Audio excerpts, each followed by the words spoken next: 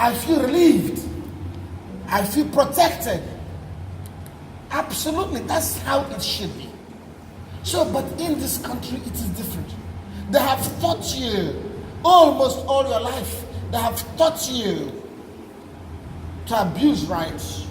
They have taught you to accept abuse of rights. They've taught you to discriminate against people. They have invariably taught you to denigrate the quality of your life and bring it down as low as possible to some bottom, ever increasing bottom. DPA is an opportunity for us to reverse it.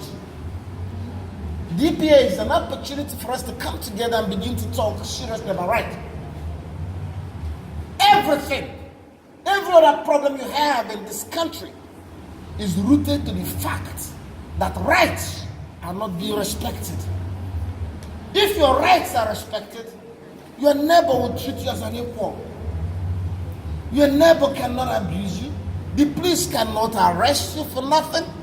Your husband cannot just beat you up. And the wife will not hurt the husband either. We gotta do it. For me, I have had a unique opportunity. Many of you would not have the opportunities that I had. So, but for me to have that opportunity, it was not intended for me to keep it to myself. I was born and brought up in Nigeria. I'm not a white man. This is the message I give. I may speak like a white man, but I'm not a white man. I was born and brought up here. Enugu. We used to visit Onitsha. 30 years ago, 40 years ago, I was the first time I began to come to Onitsha. I remember Opiweka. I remember Bridgehead. I remember Fege. I remember. But not the way it is today. Things have changed. When I got to the bridge, they said Opiweka. I said, this wasn't Opiweka. I knew. But I remember the name. So after 30 years, I have seen both worlds. I have seen how it ought to be. And I ask myself, why can't we have it here? And DPA was the opportunity. Many of you may not realize that when you have a calling in life, that calling may come in any form. Something will happen to you that changes your life. In 2012, I was watching the killing, or rather I watched the killing of 4 young students in Uniport. I was in America. I looked at human beings killing human beings, and it looked okay. You know, if you try to kill chicken in the presence of my daughter, the blood, the cruelty is too much, she will not stand it. So that means she cannot stand the killing of a human being. But in Alu's case, children were standing by, and you're killing a human being stripped naked, and you're setting him on fire, and it looked okay. I said, no, it's not okay.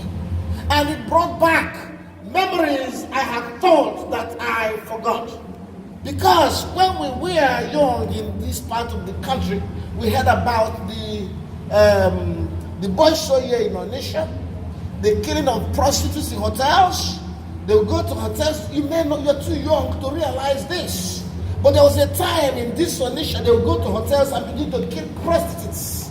And you ask why killing prostitutes, they said the prostitutes are inviting armed robbers. Can you imagine that? So that was the culture I grew up. Violence, extreme violence, human beings behaving like animals. So I left and went to America, and I suppressed all these horrible feelings. I pushed it back. I thought I escaped from these horrid things.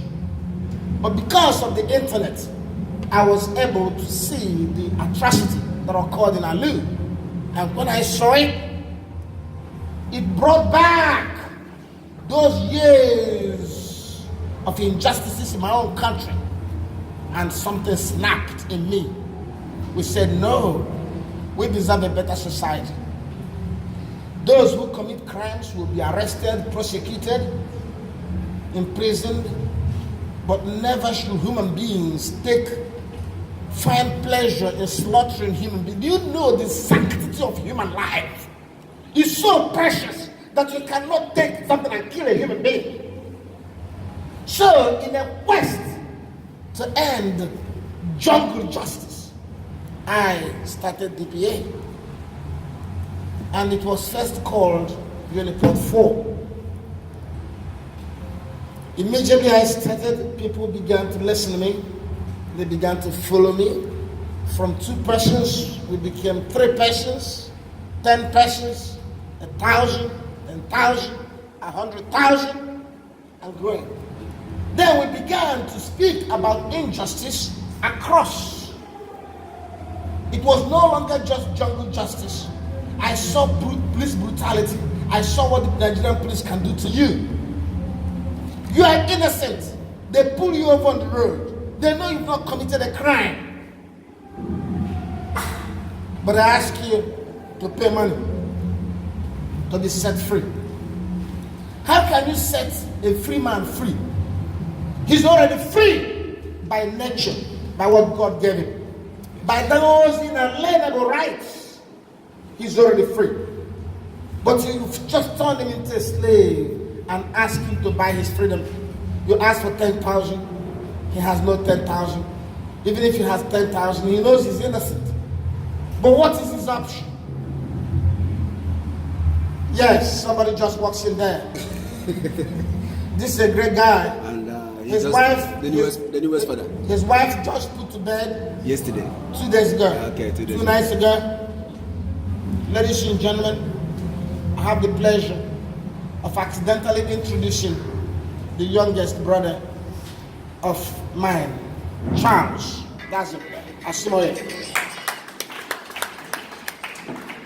Asimo.